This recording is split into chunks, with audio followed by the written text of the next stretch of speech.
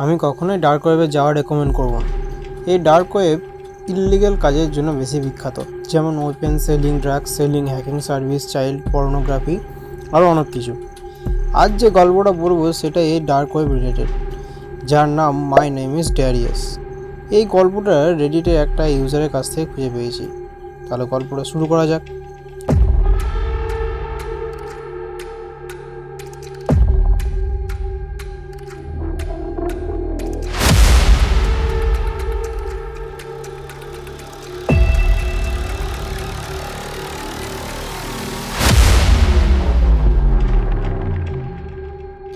Dark web access করার জন্য এক বিশেষ ধরনের ব্রাউজারের প্রয়োজন হয়, যার নাম টর ব্রাউজার। এটি ইউজারের আইডেন্টিটি রিভিল হতে দেয় না।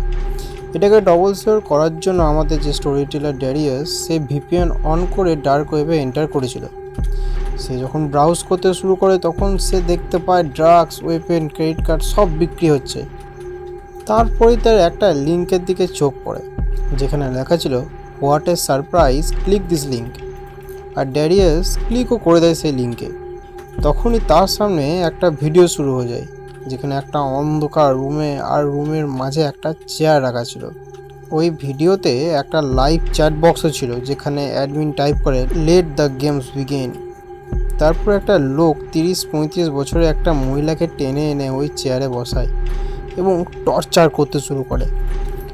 আর ওই চ্যাট বক্সে কিছু লোক $500-600 বিটকয়েনে পেমেন্ট করে তাকে নিজেদের মতো টর্চার করার জন্য বলে। এই সব দেখতে না পারে ড্যারিয়াস তাড়াতাড়ি ওই সাইট থেকে বেরোবার চেষ্টা করে, কিন্তু তখনই ওই স্ট্রিমের লোকটি তাকে বলে, লিভিং সো সুন ড্যারিয়াস। কিন্তু আমি প্রথমেই বলেছিলাম যে টর ব্রাউজার আইডেন্টিটি রিভিল করতে দেয় না।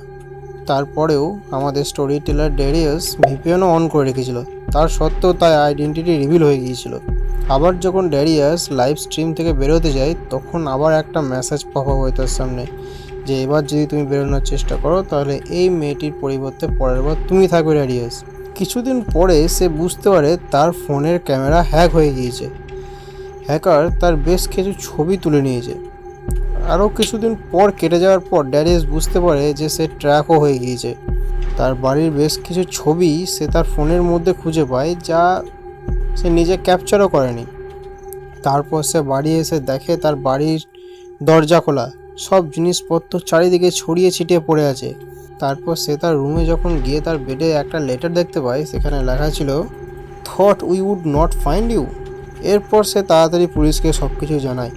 এত কিছুর পর অবাক করার ঘটনাটি হলো, 5 বছর হয়ে গেল কিন্তু সেই ড্যারিয়াস এখনও পর্যন্ত তার রেডিটে তার পোস্টটি আপডেট করেনি।